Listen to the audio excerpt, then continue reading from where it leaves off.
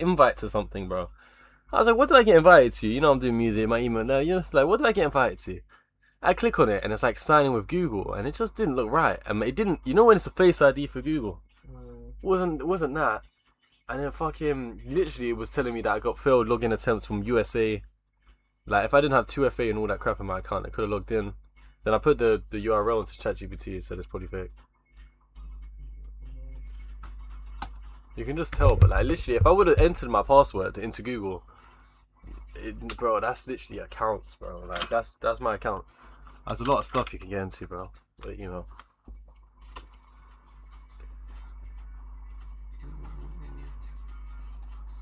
Why am I YouTube loading?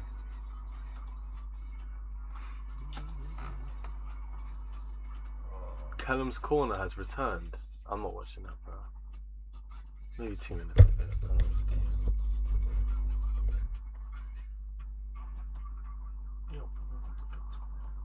Hey yo, and welcome to Callum's Corner, or welcome back, I guess I should say, because it's been such a long time since my last video, wasn't it?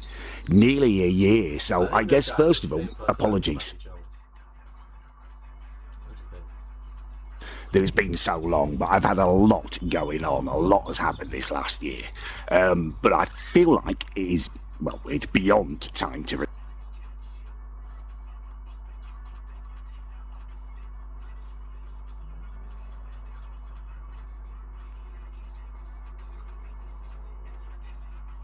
All this weed in your bed, I'm just gonna have to brush it, bro.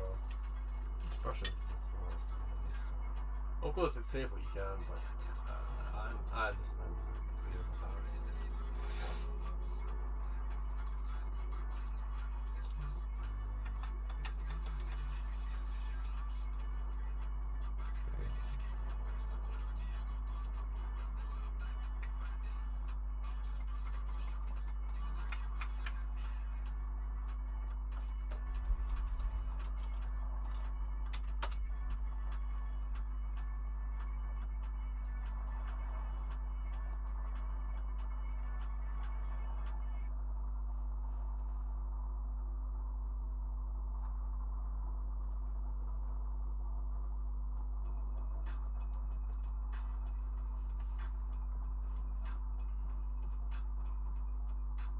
Oh, you know the Morocco vlog as well? I've got to put that together as well. Yeah, I was thinking about that. Yeah. Well, I'll put it together. It's on a private link. We just need to do like thumbnail and all that crap, bro. Because things actually gonna drop soon. Yeah, next Friday, right? Is it, bro? On the 6th. It's gonna be a good drop, man. It's gonna be a good drop.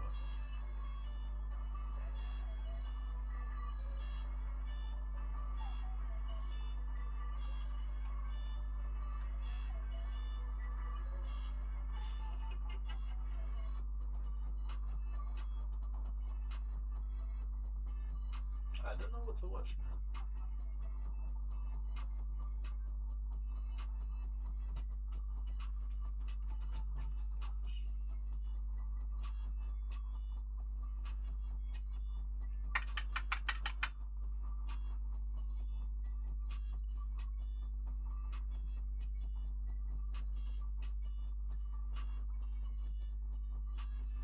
That is the bill without me having to read it. Oh, fuck. What to watch, man? That's not.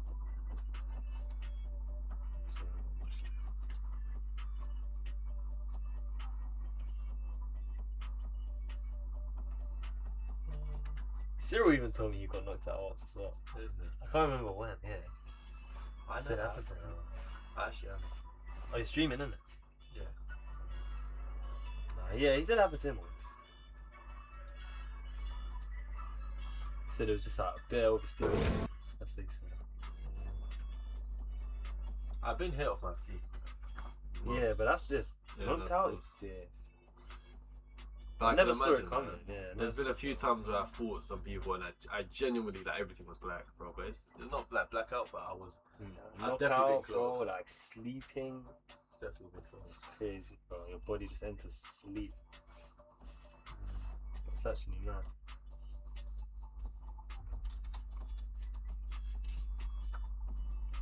so hard you fall asleep. I mean, it is normal stuff as a man, I guess. Right, it is, bro. Listen, some people have never even. Do you know half those people that never even laid hands on a woman in the past? You go down fighting, you go down fighting. Oh, Mr. Beast, you've been out there, we go. 7 days in the Arctic. I swear Mr. Beast made a video like this before, man. I didn't watch I it. survived 7 days in the Arctic. I didn't watch it, Bro, I don't know what's up with my computer, but it's just been slow, bro. I don't know what to really videos.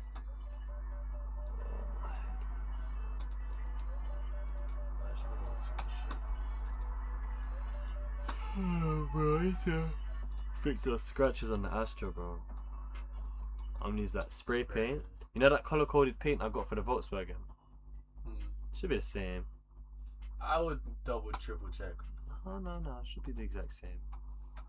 Volkswagen, Audi. We are now stranded in the Arctic for the next 7 days! All we have to survive out here is what is currently on our backs. Okay. All right, we're on like 2 feet of snow right now. We need to get building a shelter because it gets really cold today. Hey, where are we going? Follow me. And the cold is only the beginning. Everything is wrong! Nothing's going right! You're gonna get hypothermia. My toes were starting to turn a little purple. Need a miracle right now. We failed our last survival video, so this is me and my 5 friends' attempt. I think Mr. Beast is faking all his videos, bro. He is not in the Arctic. That is not the Arctic, bro. Yeah, this fake as fuck. Redemption. I told none of the boys to bring tents because That's a room. And he told no one to bring tents. What's he doing? What's that? this is gonna be our home. We're staying in snow? Yep. Today, we have 2 objectives: create a shelter and build a fire. Go deeper, guys. Are you backseat shoveling right now? We're getting more shovels. Because as soon as the sun sets here in the Arctic, Guys, if we don't get inside before it gets dark, we might freeze to death. No pressure. it becomes so freezing cold at night that exposure to wind for 10 minutes could cause a limb to literally freeze. I gotta move fast to get firewood. The deeper we go, the harder the snow gets. The guys are just going at that snow fort. We're making a snow fort not only to protect I bought this repossessed Bugatti Veyron with supposedly a broken gearbox. Only built. Bro, I don't know what's up with this shit moving ridiculously slow, bro. I bought this repossessed Bugatti Veyron with supposedly a broken gearbox. Nothing happens if I try to go into drive. Nothing happens. But we managed to solve the problem with just a tiny fuse. And that fuse was for the hydraulic gearbox pump. And we all know fuses don't just end up like that on their own. There's got to be a problem further down the line. And also the car still has a misfire along with loads of other problems. And it's going to get even harder now because Bugatti won't sell us any parts for this car unless it's with them. So the car would have to be on site with ourselves at any parts get ordered. Yeah, Okay, so like that 5 grand fuse for a tire, bro. Where's the lab? is fine at the minute. And every time we open the door, we can hear the pump building up pressure. And everything is actually working as it should. But I don't think it's going to be long until that fuse either goes again or it burns out. There's got to be a problem further down the line. There's got to be something drawing amps. And what that is doing is the pump is building up the pressure, and then it should have accumulators which hold the pressure, and that allows you to shift gear, and the pump shouldn't reactivate until it's dropped below a certain bar of pressure. So before I test it out on the auto and see exactly how much pressure that pump's holding and whether it's losing it, I'm going to take off this quarter panel because we might be able to visually see the pump. So if we do a visual inspection first, and if nothing's visually wrong, then we'll plug the auto in and we'll see if we can see it losing pressure. First step, let's get this off because we should be able to access the pump behind it. Let's go. Now the strange thing that I found out is that during a service on the Bugatti Veyrons, each year they actually replace the gearbox pump, which says to me it must be a weak part of the car. I've never heard of anyone replacing any pumps each year on a service. And judging by the rest of this car, I highly doubt this one's been serviced. Now that the quarter panel's off, we're one step closer to accessing all the pumps and the filters for the gearbox. Okay, quarters off. It's given us way better access to all this stuff. the thing is, I can't see the gearbox pump yet. We can see math sensors. To get to the gearbox pump, we've got to get behind this. So that is the next stage. I'm hoping that there's something visually wrong with the pump, and that would explain why the fuse was melted in that way. But to access it, I've got to remove the body panel and then this piece of carbon, which is actually part of the rear frame. And now we can see it all. This could be our issue, because it's very damp here, isn't it? All this is wet, and that should be bone dry. But where is it coming from? And where is it leaking from? Actually, I was expecting to see it. Is it just weeping out of that, do you think? To make sure there was no leaks, first I cleaned everything with brake cleaner, and then I was going to go round, open the door again to activate the gearbox pump, and then was going to check to see if there was any leaks. But we didn't see anything apart from this. The wire is exposed all here, look. The wire going to the gearbox pump did have some breaks in it. Next step then, there's nothing obvious. There's nothing obvious really, apart from that split in the wire on the pump. So what I need to do now is see whether it is losing pressure rapidly. So we'll plug the autel in, I'll get a live data and see if it's losing pressure, because if it's not losing pressure, there's not really any reason to change a load of the stuff. But I do want to get that pump out and at least service it. But yeah, sometimes if it ain't broke, don't fix it. So nothing obvious yet, but something must be causing that pump to overwork or stay on for too long. So what I wanted to check is to see whether the gearbox is holding pressure, because if it was dropping, then the pump would have to keep working to build up that pressure. And I could check this with the auto. Okay, so we've got pressure, we've got 49 bar, is that? 49 bar of pressure. Now I think these are the pressures that are held in each accumulator. And what we're looking for is if they drop dramatically. And I also want to see at what point does the pump kick in to build back up that pressure. So 48 bar, 50 bar. Let's see when the pump kicks in. I'm now going to reach over to put my foot on the brake and select a gear, because it uses the pressure to select the gears, so we should see a pressure drop. Right there. Park. 50 bar. Park. Neutral. And the pressure was only going down very slightly after each gear shift. It's doing right. Which seemed okay. And 47 bar. 46. But when does the pump kick back in? 45. 44 bar. And then the pump kicks back in to build up the pressure. 44 bar. And then the pump kicks in. And every shift I did, it lost about 1.5. But we don't know if that's normal. And the only gearbox I know which is fairly similar to this is the SVJ, which uses solenoids to change gear as well, and also needs oil pressure. And I know Ricky at RE Performance knows these cars inside out, so I gave him a call. We'll be able to help with this because we figured it out is literally they're basically the same as a Gallardo, we think. So this gearbox, I didn't even book off. when I turn the ignition on and the pump kicks in, I can see how much pressure the gearbox is holding. What was it? 50, about 50, yeah, it's on about 55 bar. The pump kicks in at around 44 every time it drops to 44 bar on this car, which I think is similar to a Gallardo. But when that pump goes and I'm sitting here with the ignition on, the pressure does slowly creep down.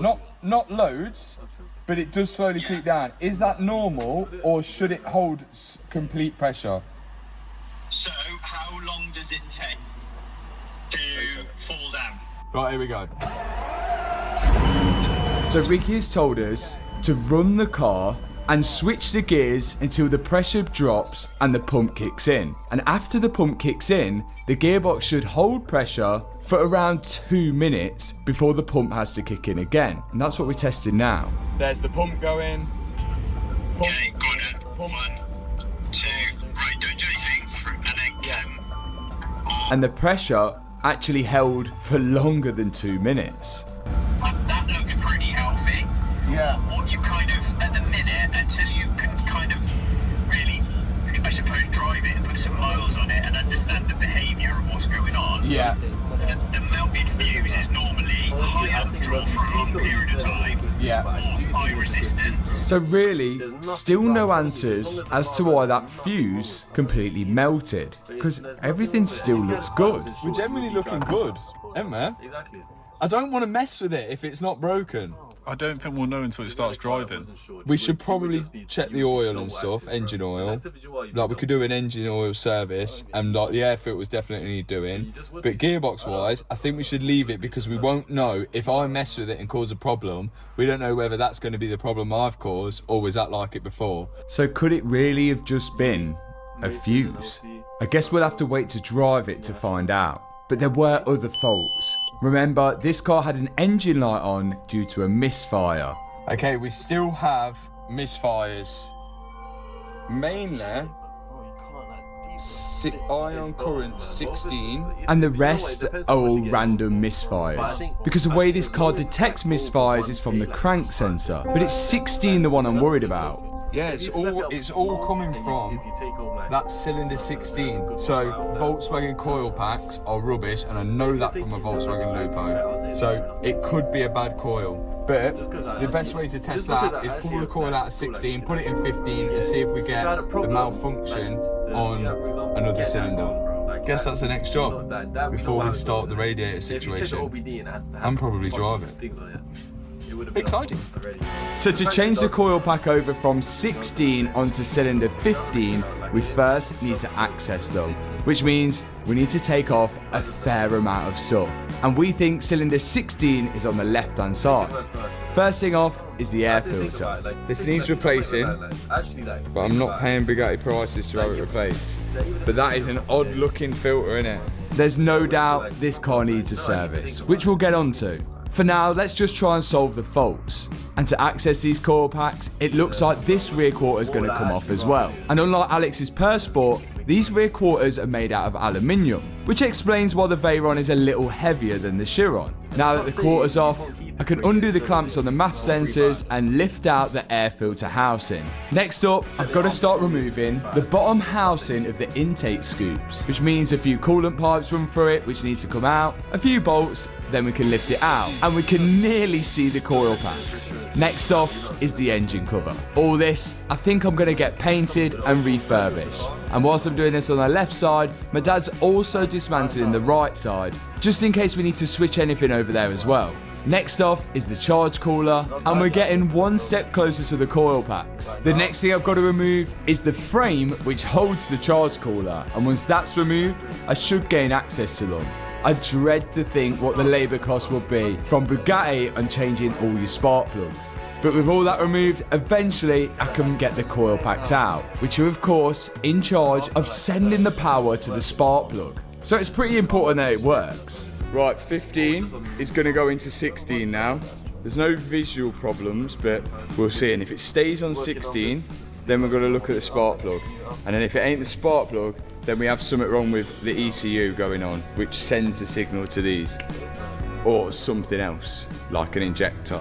By switching these two coils over, we should then be able to pinpoint the problem. But as I said, if this doesn't change anything, it could be a spark plug or completely something different. To run the car, I've got to make sure I put it all back together now, and I'm really hoping I see the misfire bounce onto cylinder 15 instead. So first thing I'm going to do is just clear the codes to make sure we don't run it and then I see cylinder 16 misfire again. So we're just going to clear the codes, should be back to normal, start it up, see if it goes to 15. That's what we're hoping for.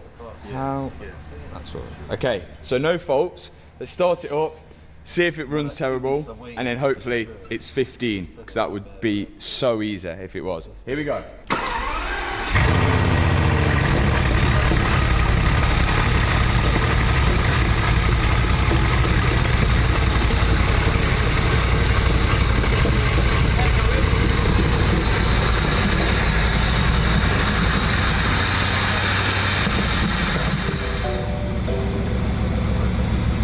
Surely not random misfire.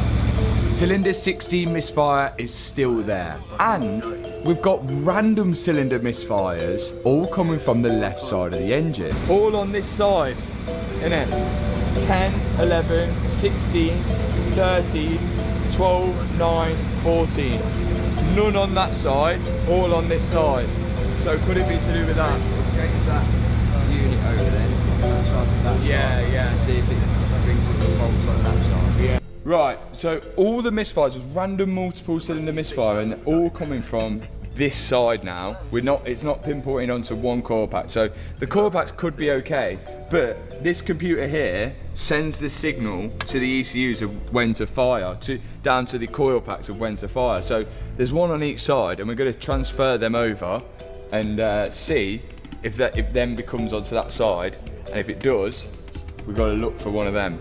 So we're using the same technique here as what we used on the coil pack, but now we're hoping to see the misfires jump from the left bank to the right bank. This little computer here is called the Ion computer, I believe. Ion Sense. And that's in charge of sending the power down to the coil packs. We better hope that ain't this. £9,000. What? There you go. There's 9 grand. And from what I remember, a technician who worked on Mark's Bugatti said that he had a misfire due to one of these being faulty. It has got a misfire, which we diagnosed down to an ion control module. So could it be a common issue? Well, I guess we're about to find out if that's the case once we run it again with these switched over. Okay, that's plugged into that side, that's plugged into that side. Let's see if the misfire moves over to that side. I don't know at this point whether I want it to or not, knowing that that is $9,000. You know that 1,000.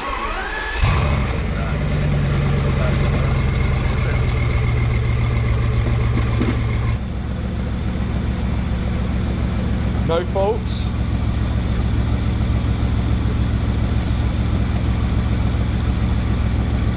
No faults. So what? How's that cured it? Well, there's good news and bad news. There's no faults anymore, but we haven't fixed anything. So we've just messed with stuff. So, but every time we started it, it's been warm now. So I think we've got to let it cool down, and then we'll get it to do the cold start again, because that really like exaggerated the misfire. But like we had no engine light, nothing. But we haven't done anything. We haven't changed anything. So I don't like it when it fixes and we haven't fixed anything. So all the faults still remain a mystery. Could it be that this car just really needs a good service? Everything just seems intermittent. So for now, we're just putting everything back together before jumping on to the next thing. There is one thing I do want to do, which is on that gearbox pump, we saw that frayed wire. And I'm just worried why that wire is frayed. There's potential that if the plastic surrounding the wire has got really hot, it could be really brittle. And the only way for me to access that is to remove the pump. And to remove the pump, I've got to take off the accumulator on top of the gearbox oil tank first. Yes. Safety. Accumulator. And now, the gearbox pump can finally come out. Well, I think we found the issue. Oh, look at all that. It's rock hard.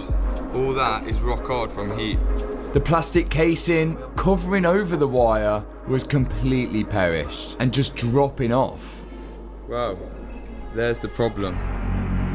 Again, this is all caused from heat. So these wires must have been getting pretty hot, but we still don't know why. Has this pump just completely worn and it's working harder than it should? Or is something causing it to stay on for way too long? Bad, isn't it? It's like fully exposed all the way up.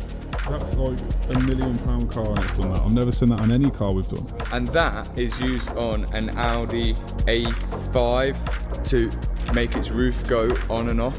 And it didn't take long for me to find what other car this pump is used on, and none of which it's used for a gearbox pump. So is it fit for purpose? The gearbox pump on the Bugatti turns on every single time you open the door and every time it drops pressure. Whereas if that pump's used to take a roof off and on, then that's not going to be used as often, which could be the reason why Bugatti changed this pump every single year. Now, I've ordered one of those pumps, but until that turns up, for now, I'm just going to run some electrical tape around the bare wires to prevent them from shorting out when I put this one back in, because I want to know how this car behaves when we start driving it and whether all those faults actually come back. Like I put tape on and then added even more. Put it back in. Let's hope it all works. Put it back in. And this is the perfect time for me to grab a Y food because, as you know, me and you guys who are constantly on the go, this is a perfect meal in a bottle, and it's going to keep me full up to my next in the description box below.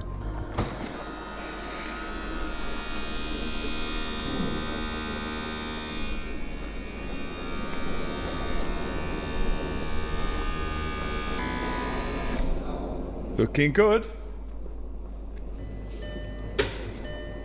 Yes. Still selects. And now we're going to get a proper cold start.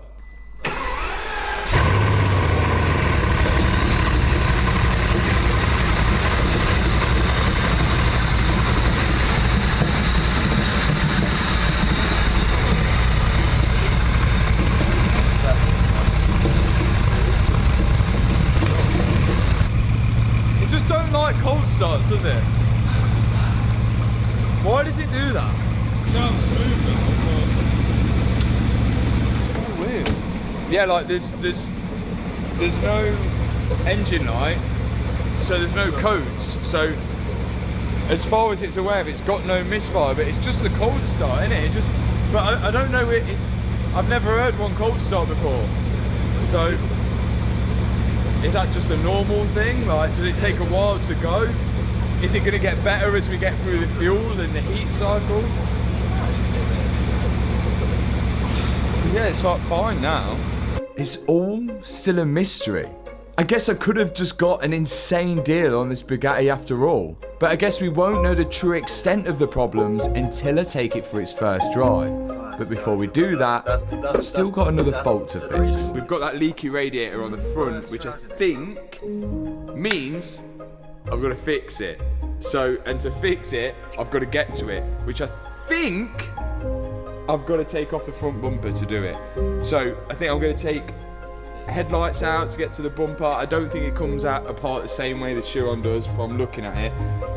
I'm just going to attack it and then hopefully no other hidden surprises under it. But I can see it's definitely been apart before. If you look at, like, there's a bolt there which ain't the same bolt as that one there, and in the headlights there's like bolts missing all over the place. So we'll take it all apart, we'll put all the right bolts back in, and hopefully we can fix this rad. Let's go.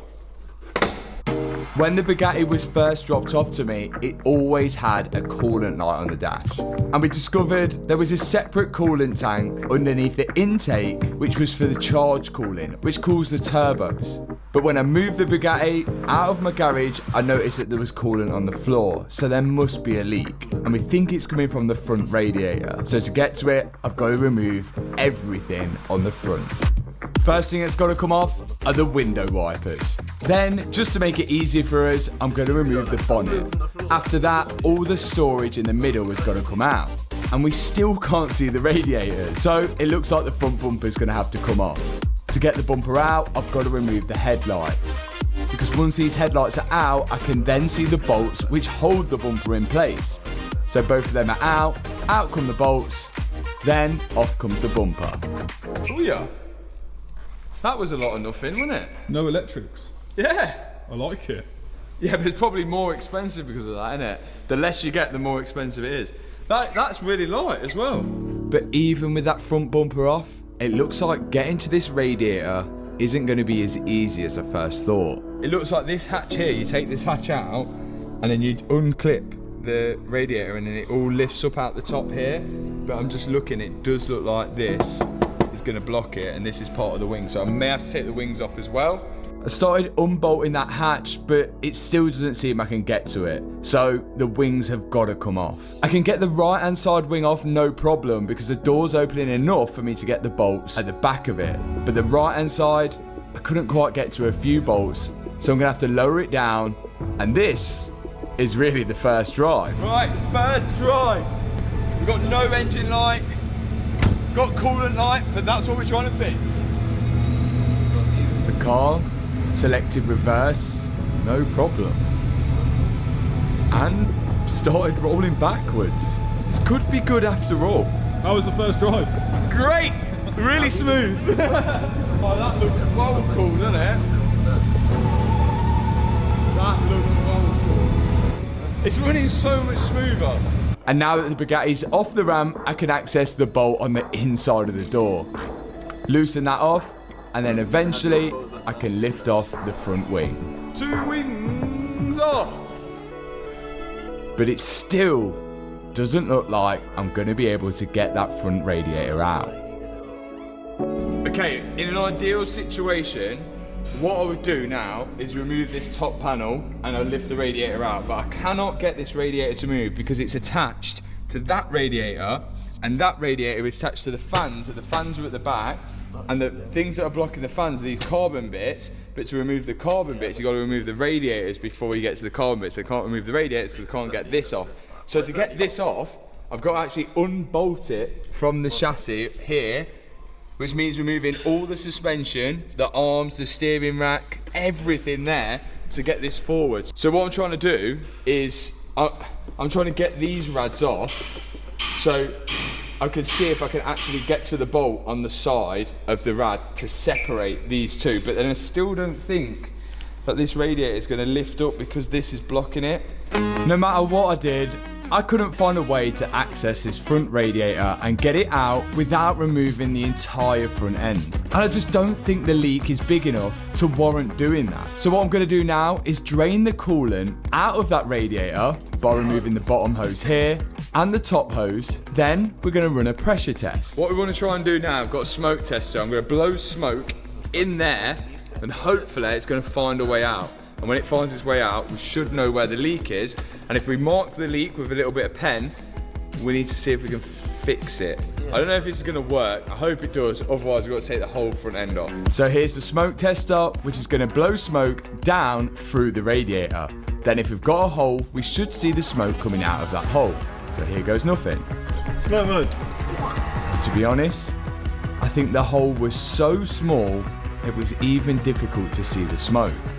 It must just be a tiny pinhole from a stone. I think it's such a tiny hole. It's such a tiny little hole. And now I've got to find a way of fixing that little hole. When exposed to air and high temperatures at the leak point, the chemical components bind together and surround the material, forming a solid plug that repairs the hole. It is designed for permanent repairs to radiators, hoses, heater cores, water pump gaskets, without requiring flushing or draining the system. Radweld is a crazy move on a Bugatti, but yeah, I'm down. Radweld side effects include clogging heater cores. Well, this ain't gonna go through a heater core because it's turbo cooling. Clogging radiator tubes, don't worry about that. Water passages, don't worry about that. Cabin heat, don't worry about that. And potential engine overheating due to restricted coolant flow. Don't know. Do you know if you read you shouldn't read the side effects, should you? No, just should it, because then it's in your mind. Yeah, exactly. Because if we didn't know the side effects, we wouldn't be worried. We wouldn't be worried about it. Yeah, yeah. Now you're worried. I'm down for Radweld in that. It's such a small leak. Okay, so this is something that I wouldn't usually do, but being that the leak is so small, we're gonna actually give it a go. What's the worst that could happen? The Radweld goes in the system, then it works its way through the radiator until it finds a hole. Once it finds that hole, the Radweld sort of sits there and then goes hard, creating a permanent repair. Right, here we go. So that's engine. This is charge cooling. So this circulates through the radiator at the front, through these charge coolers. Come on, we can do this. If we've solved this with some stop leak and a fuse, this is the best buy in the world. Again, if this doesn't work, we can just flush out the radiators and the cooling system and get that radiator out to do a proper repair. But being that that hole is so small, I really think this might actually work. Especially how we're grabbing it now before that leak gets any worse. Here we go, we're gonna run it and keep it going through, and then we're gonna go to the front and we'll see if it starts seeping out.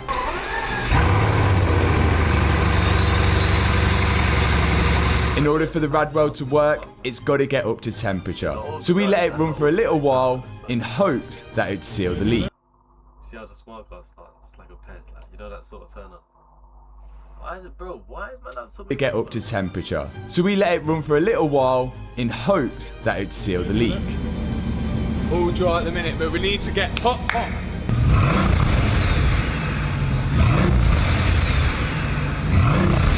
And as time went by and the temperature went up, things were looking good, to be honest. How are we looking, Eve? Looks alright to me. Can't see anything obvious yet. I guess you can. Hopefully it sorted it. The car was running at temperature for a long while. I actually think that might have cured it. Okay, this is going to be the true test now. We've put fuel in it. We've put 99 RON fuel in it. We've got the rad seal in. We've got the fuse in. We've fixed everything we think needs fixing.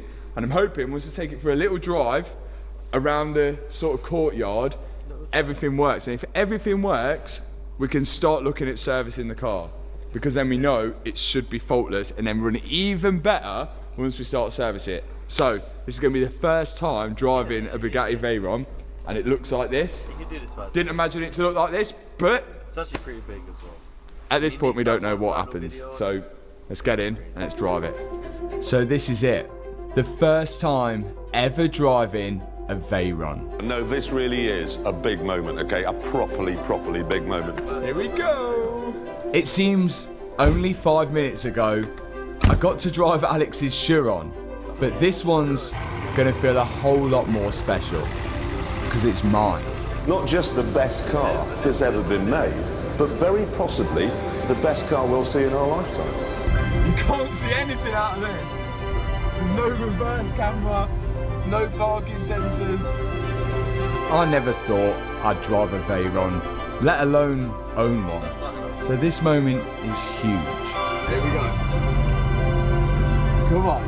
And from the moment I picked up this car, I was expecting the worst. But the fact that this is even driving after a few minor fixes is amazing. But I don't think that's going to be the end of it. Engine light has gone solid now, so the misfire's kind of stopped. For now, let's enjoy the first drive. Changing gears smooth, lads. It's rapid.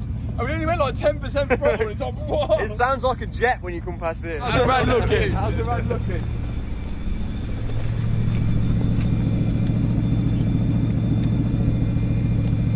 It's looking a lot better. We're looking good. I think it needs a service, a clean up, a tart up, and then we've got to have to make it my own a bit. Look at that, looks crazy, doesn't it? But despite an amazing first drive, all those problems now come back to haunt me. Is that not going into gear? What's the situation? No, it went into gear, but now it's all flashing every light on the dash. The transmission light and the engine light were now back on. After I restarted the car, I heard the gearbox pump. If you pick up a car, yeah, and you're working on it, bro, and you're gonna drive it and it's got an engine light, you wouldn't wreck it, bro. If I had an engine light on it, bro, I wouldn't drive. I would say no.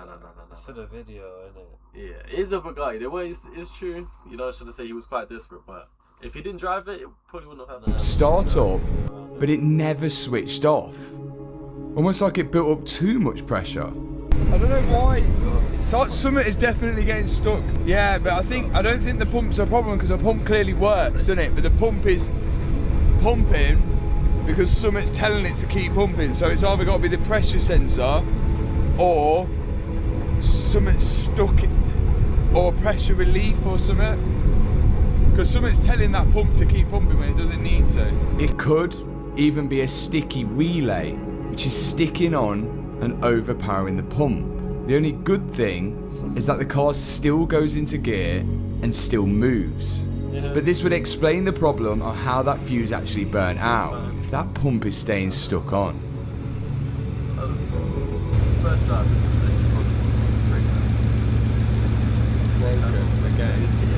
The gearbox pump is just stuck on. still pumping now. On. It's going to self-destruct. Yeah, it's at 72 bar. Open the fuse. Quickly, quick. Where? Yeah, here, this one.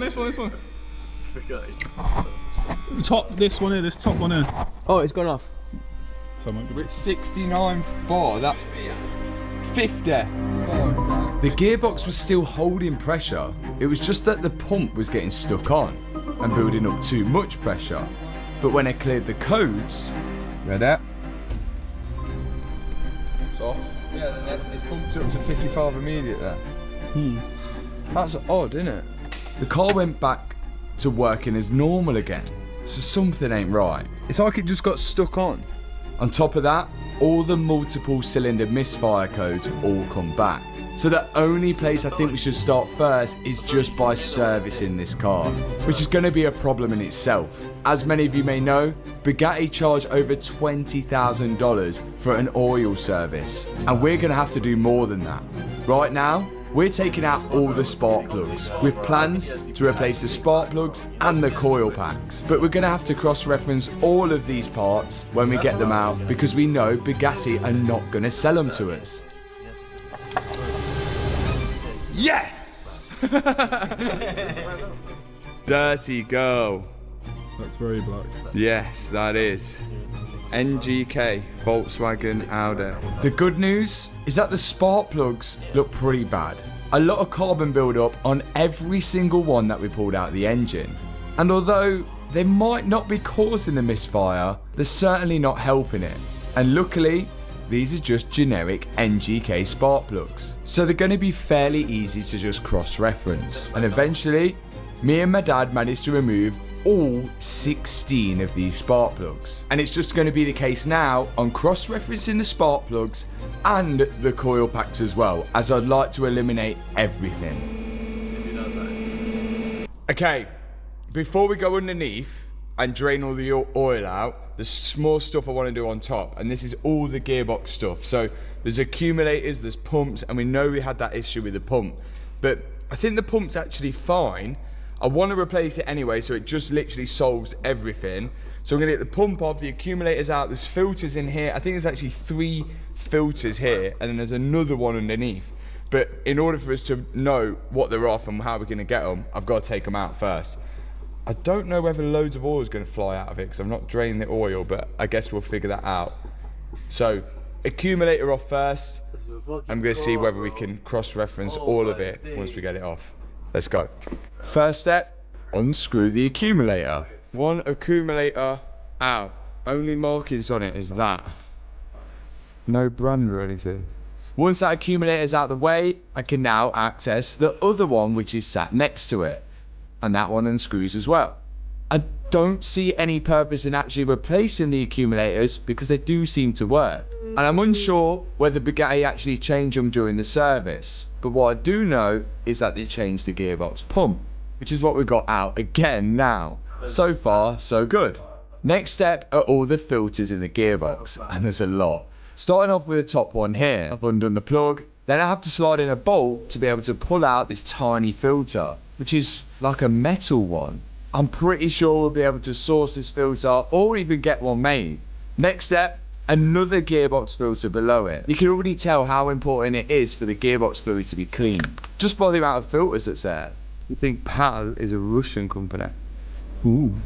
Yeah, if I did my research right, I think PAL is a Russian company. But I could be wrong. The good news is, it's stamped with a part number and the logo of the company that made it. So I don't think we'll have any problems finding that. And there's still another filter to go. Unbolt the housing to it, and then you can see it just slid in that hole there. And with all those filters, of course, there's a lot of fluid. I slide in a bolt into the filter, which allows me to pull it out. And it's another metal one. Again, I think probably made by the same company. That's most of the filters out of the tank. Time to take the car in the air because we're still not finished with them. Time to find the drain bung for the gearbox oil. That way I can get all the fluid out of it. And it's right at the bottom of the tank. I need to make sure I capture all of the oil so I know exactly how much I need to put back in. Oh, wait on me! Oh, she fired out. You did get it on you as well. Yeah. Look how clean that looks. It's like caramel. That looks like it's had a service, whereas the engine didn't. Maybe that's one of the first things they did to try and fix the gearbox issue, is they serviced Maybe it. they serviced it. But then that why would pump, not see the wires? yeah, that pump wasn't serviced, was it? Unless they just changed the oil. But that oil is well clean. We're still not done with the gearbox. More fluid needs to come out of it. Half of this car's weight must be in fluid. There's another drain plug here on the gearbox and even more oil come out of that. And then another one here. But not much came out of this one, but it looked to be a filter housing. So we undid the bolts for that and out dropped another filter. Again, just showing the importance on how clean this gearbox fluid actually has to be. Looking again for us, it's got some part numbers and a company on it. And then finally, there was one more drain pump. Right, this is how much oil come out the gearbox. And supposedly it's 15 litres in the gearbox and we got out 13 and a bit. So we're about there. So that's how much we need to replace. We need to find out what oil grade it is, which I'm sure we can find out. But that's the gearbox pretty much done with. Next up, engine oil. And if you thought there was a lot of gearbox oil, here we go with the engine. Oh. Apparently, there's 16 sump plugs. Out comes one, and not much fluid came out of that. So we did another 5 more. Oh, yeah. That's not as good as the gearbox, yeah. That is. This is only like 24,000 miles, and that's probably 24,000 miles worth. Yeah. And you can already tell by how dark the oil actually is in the engine that it's pretty old, and it probably hasn't been changed in a while, if ever. Next up, the oil filter. Oh my days. Look at the state of that oil filter. But that has seen some heat through that. Another filter we've got to find. And this one's a big one. Luckily, no metal in it though. But still, we've got more drain plugs that we need to unscrew. To get all of this oil out, there's a lot. But I still don't think this is worth anywhere near 20 grand to service. Oh, the plug is stuck somewhere. But I guess if you've got a Bugatti, then you pay Bugatti prices. And not to mention, to get to all of these sump plugs, we would have had to take off the under tray as well. So there is still a fair amount of labour just to get to these plugs, but not 20 grand's worth. Yes. And the last thing I'm doing here is the Howdex. Not much in that, is there? Which is almost like a separate gearbox, but for the front wheels. Oh!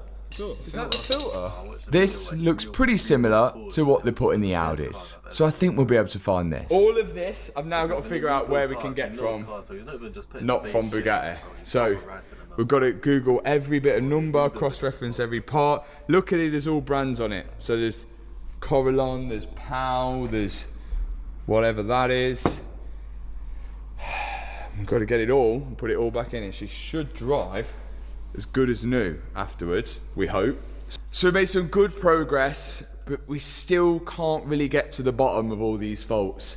But hopefully, after we've sourced all these parts and done the service, I will finally have a working and running Bugatti Veyron. Thanks so much for watching this video. If you enjoyed it, hit that subscribe button, hit that thumbs up button, and I'll see you in the next video. Peace out. You need to get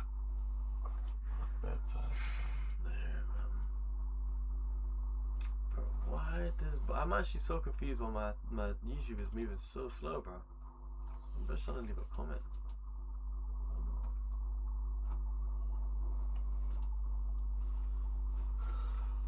I bought this What was the W in that video?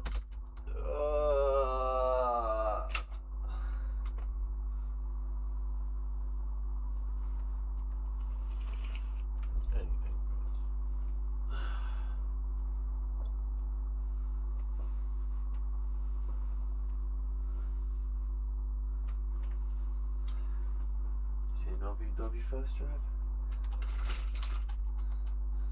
What's this? That's mine. I think that's my headlights. Because I ordered new headlight bulbs for my car because my one's flickering or something. No, this one's nice. Yeah, they look clean. Yeah, no, very nice. But I actually wrote this. That's not even bad. It's nice. Subscribe to J Rich.